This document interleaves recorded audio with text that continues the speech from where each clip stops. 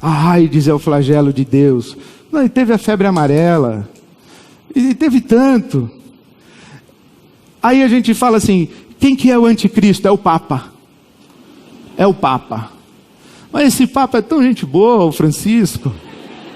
Papa Francisco é o anticristo, é a besta? Para com isso.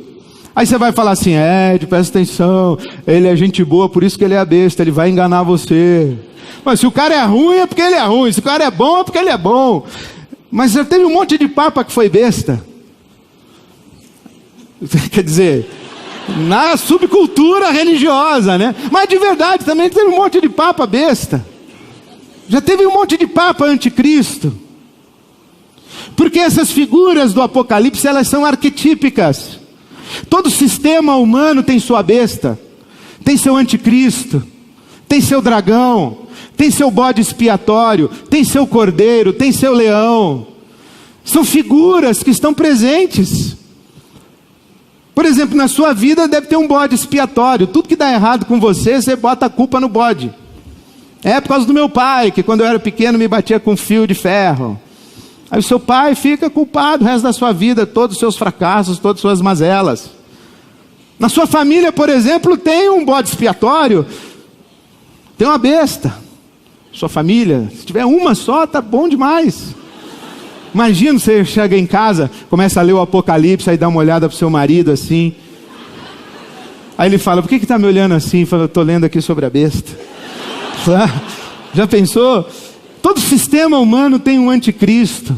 Toda sociedade humana tem os seus centros que conflitam contra o reino de Deus.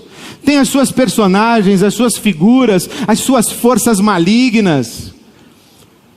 E se nós olharmos para o Apocalipse, tentando identificar, o mercado comum europeu é o anticristo.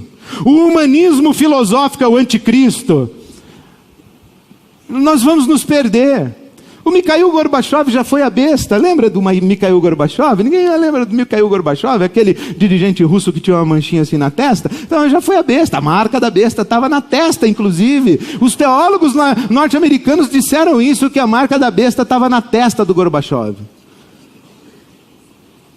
E eu não quero dizer que ele não era uma besta. Também não quero dizer que era. Eu só estou querendo dizer que nós não vamos nos perder tentando interpretar as realidades da nossa sociedade, política, econômica, cultural, social, religiosa, espiritual, como dizendo respeito ao fim do mundo, porque há um conflito aqui e agora entre o reino de Deus que está presente aqui e o império das trevas. Essas teorias de conspiração, de que o diabo vai conquistar o mundo, não precisa, já é dele. A Bíblia Sagrada diz que o mundo jaz no maligno. Quem tem um plano de conspiração é a igreja do Senhor Jesus. E Jesus disse que as portas do inferno não prevalecerão contra a igreja. Quem está com medo nesse atual momento, não é a igreja de Jesus, é o inferno. É o diabo quem está reforçando os trincos de suas portas, porque a igreja vai passar por cima, em nome de Jesus, que sempre a conduz em triunfo. Nós somos mais do que vencedores, fora o medo, fora a insegurança, fora a desesperança, fora a incredulidade, fora tudo isso, nós somos de Jesus. É isso que o Apocalipse está dizendo. Ô Ed, você está dizendo que não vai aparecer o anticristo? Você está dizendo que não vai aparecer a besta? Você está dizendo... Não estou dizendo isso. Você não está dizendo que não vai ter a grande tribulação? Você está dizendo que não vai ter o milênio? Não estou dizendo isso. Nós temos 21 capítulos. Eu só estou no capítulo número 1. Eu só estou querendo dar para você a base da minha leitura e da minha interpretação do Apocalipse. Qual é? A gente tem o chão da história e a gente tem a eternidade. A gente tem o faraó, a gente tem Nabucodonosor, a gente tem Artaxerxes, Dario, Alexandre o Grande, Hitler, a gente teve Gengis Khan, a gente tem aí um monte de tranqueira, mas a gente tem acima de todos eles, aquele que é, que era e que há de vir. E esse que é, que era e que há de vir, veio aqui, nesse mundo aqui, onde nós estamos, e trouxe a eternidade para cá. A partir desse momento, quando nós nos encontramos com Jesus, a história não é mais aquilo que aparece no jornal apenas.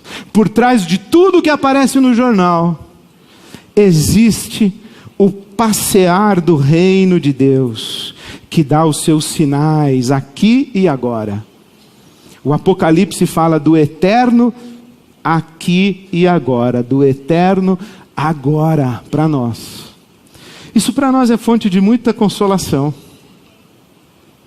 Você pensa que a sua história é fruto do acaso?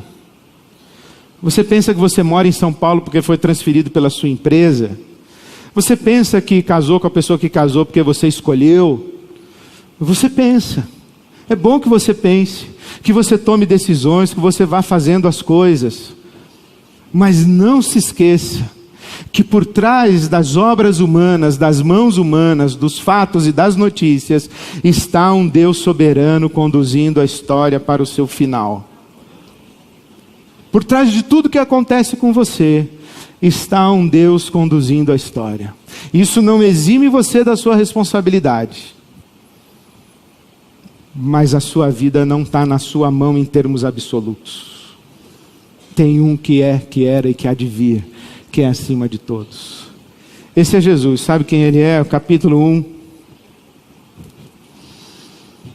versículo 5. Jesus Cristo, a testemunha fiel. Tudo que ele revelou a respeito do Pai era verdade. Eu e o Pai somos um. Quem me viu a mim, viu o Pai. Tudo que podemos saber do Pai eterno está revelado no Filho que se esvaziou e veio à história. Testemunha fiel.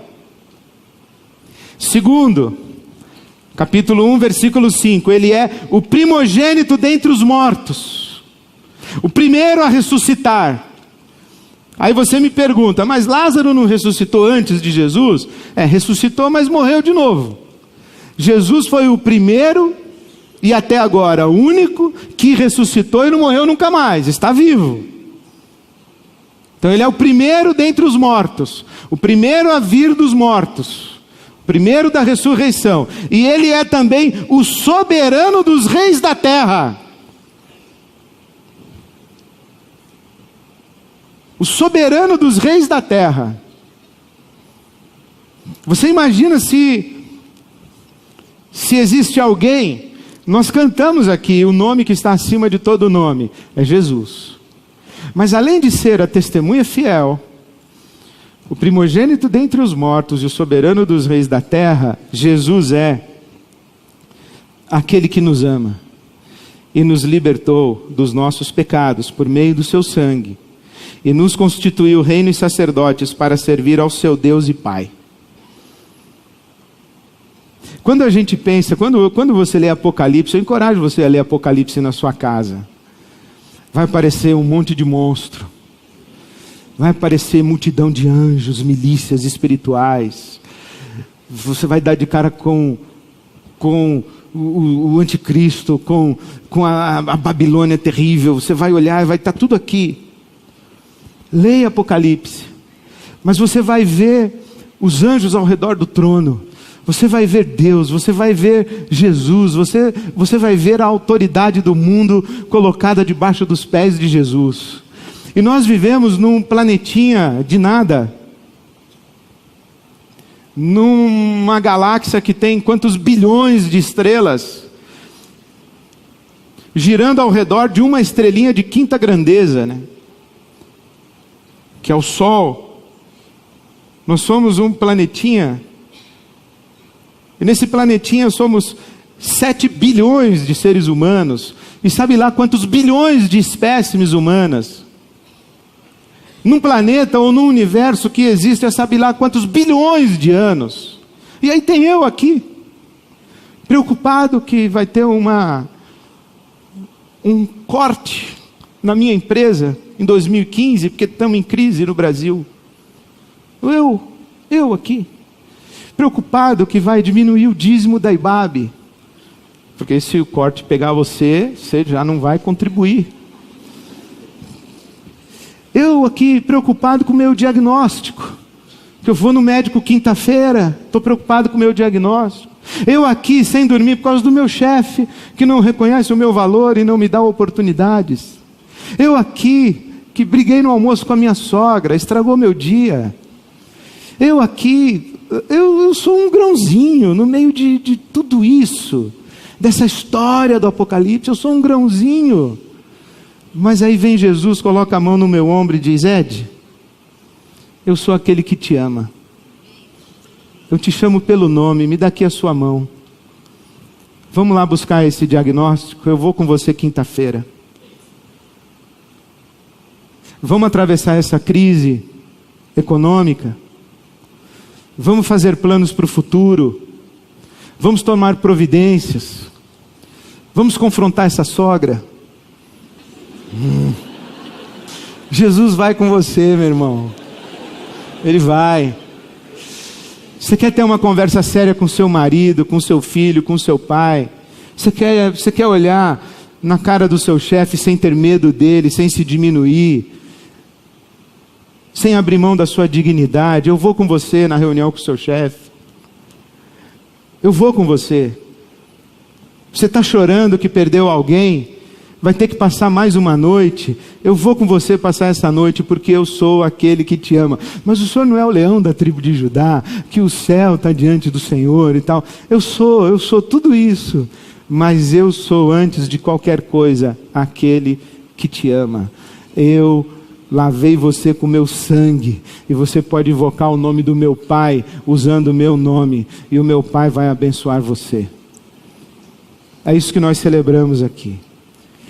O gigantismo do universo, a absoluta soberania de Jesus Cristo, morto e ressurreto, que tem as chaves da morte e do mundo dos mortos, o mundo assustador que a gente vive, São Paulo.sp, que é uma cidade terrível, mas nós somos o povo que Jesus ama. Você é alguém a quem Jesus ama. Se você acha que você é um grãozinho e que a sua história não quer dizer nada, o Apocalipse foi escrito para você. Jesus vai abrir os seus olhos e mostrar o amor dele por você, assim como ele mostrou o amor dele pela sua igreja ao longo da história, assim como ele foi tomando providências ao longo da história para ter na palma de sua mão todos aqueles que invocam o seu nome e que o chamam de Senhor. É isso que nós vamos celebrar hoje à noite. Jesus, aquele que nos ama, e com o seu sangue nos libertou do império das trevas e nos constituiu um reino de sacerdotes e nos colocou no governo da história com Ele, para servirmos como Ele nos ensinou a servir, não como leão da tribo de Judá, porque Jesus não governou como leão da tribo de Judá. Jesus governou como um cordeiro, não com o cetro de quem está no trono, porque Jesus governou com a bacia e a toalha. Foi assim que ele fez. Nós somos esse reino de sacerdotes, para governar em nome de Jesus e para a glória de Jesus. Ele, Jesus, que tem a chave da morte, do reino da morte, e é Ele que é o dono do mundo. Nós somos o povo de Jesus, sem medo, sem desesperança, sem incredulidade, sem engano, sem mentira, sem tirar os olhos de Jesus. Vamos ter a coragem de levantar o véu do nosso mundo e da nossa cidade e ver como Deus quer nos usar em São Paulo.sp, Recife.sp, Fortaleza.sp, Porto Alegre.sp, Nova York, onde Deus quer nos usar. Nós somos o povo de Jesus Cristo. O povo de Jesus Cristo, a testemunha fiel, o primogênito dentre os mortos, o rei acima de todos os reis, mas especialmente, nós somos o povo de Jesus Cristo, aquele que nos ama, e é por isso que nós andamos com Ele.